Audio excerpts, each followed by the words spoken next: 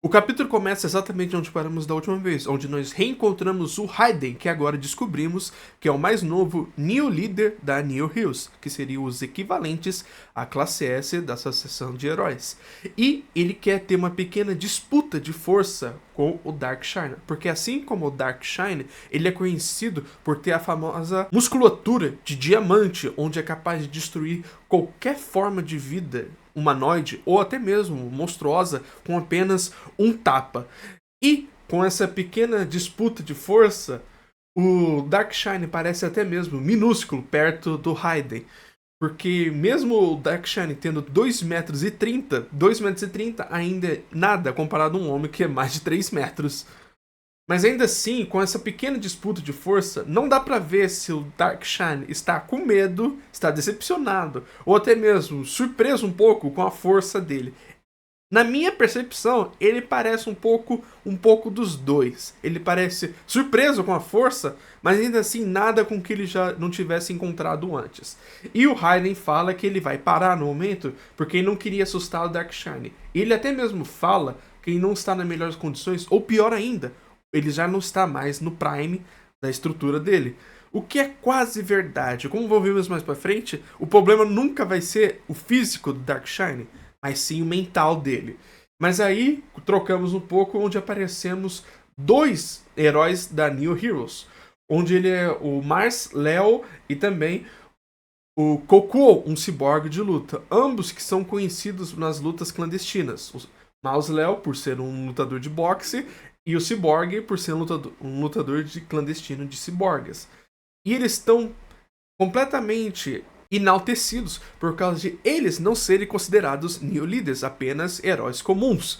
Porque eles estão. Como eles podem imaginar que pessoas ricas, ícones religiosos ou até mesmo idols da Popstars estão na frente deles e eles estão se perguntando como pessoas fortes como eles podem seguir a pessoas fracas como esse. E é assim que temos a apresentação de talvez uma das coisas mais interessantes que podemos ter mais pra frente no mundo de One Punch Man. Porque aqui descobrimos que o Ebizawa tem 71% do corpo dela modificada para ser ciborgue. E também temos informações que até mesmo uma pessoa com 40% de transformação corporal para ciborgue já é algo incrível. Mas 60% para cima já é algo completamente letal e perigoso.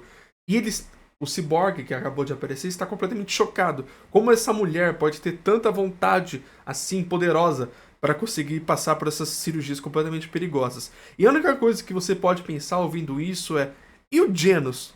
O Genos, como a gente viu várias e várias vezes, o interior do corpo dele, ele é basicamente completamente robótico. Da última vez que vimos ele na luta com a Associação de Monstros, ele foi partido ao meio e ainda assim a maior parte dele era robótica.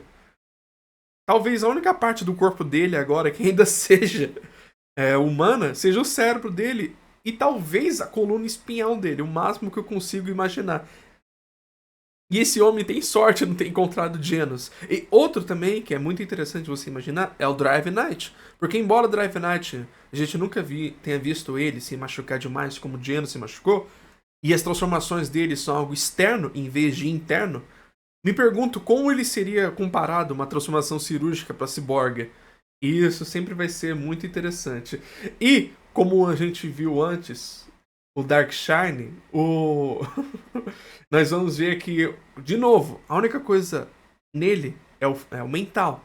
Nunca vai ser o físico dele. E esse boxeador está completamente se achando, lutando no meio do ar, dando os golpes dele de um lado pro outro, achando que ele é o próprio Hajime no Ippo. E ainda assim, do nada, o próprio Shiryu fala até que ele não dá socos ruins. E o Raiden fala pro Darkshine pra trás, porque ele está preocupado que ele vai se machucar. Mas aí, a mão dele escorrega e ele acaba acertando o Darkshine. E ele fala: oh, foi mal aí, foi mal, foi mal. Eu estava dando Shadow Box e eu te acertei, foi mal aí. E o Darkshine: não, eu tô de boa, mas o seu pulso tá bem, amigo? Ele: hã? E eu, completamente, o punho dele foi quebrado. E é aquele negócio, muitos fãs ficaram muito decepcionados com a ida, né, da história do Darkshine, onde falam que, ele já não é mais grande coisa, ou algo assim.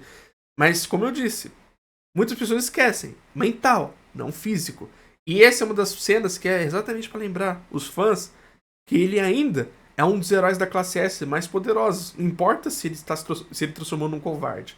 Se ele voltar à ativa, ele sempre vai ser um dos guerreiros mais poderosos que temos. Mas aí o Suryu vem pra jogar sal na ferida e fala: vocês notaram que vocês estão completamente abaixo do nível? Vocês não estão pra isso, vão pra casa. E eles tentam de novo acertar um cara acima, só pro Suryu basicamente mostrar pra eles de novo, heróis provavelmente eles são compatíveis a heróis da classe A. Eu consigo ver isso. Mas A não é S. E nem aqui, na New Heroes, nem na Associação de Heróis. E assim foi a última página do capítulo. Mas, como eu já vi várias vezes comentando, estão muito decepcionados com o jeito que a história está indo. Não porque é ruim, mas por causa que eles acham que tanto o Oni quanto o Murata estão trollando. Por causa que nos últimos 3 mangás, a única coisa que eu consigo ver de várias pessoas falando é dividido entre de médio pra minoria, estão falando, capítulo de boa, ainda gostaria que voltasse pro Void, mas não me incomoda. As outras estão falando, cadê a luta do Blast contra o Void? Eles só querem saber disso. E eu entendo completamente o sentimento, porque mal colocado. É a única coisa que várias pessoas falam, mal colocado. Porque todas essas informações que temos aqui é importante pro mundo futuro. Mas ainda assim, parece, como eu vi um comentário antes, nós estamos vendo história secundária enquanto a história principal está acontecendo em outro lugar.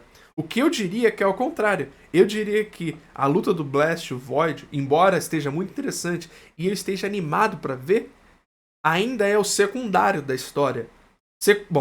Secundário para principal. Enquanto a New Heroes, que eu acho que vai ser a grande saga que vai acontecer da próxima, que nem a Associação de Monstros foi anterior, eles vão ser a história principal e temos que apresentar eles, né, o mais rápido possível para nos acostumar com os personagens. Mas ainda assim, muitas pessoas não gostaram do jeito que está indo. Eu acredito que as poucas páginas significa que o Murata está preparando a luta entre o Blast e o Void.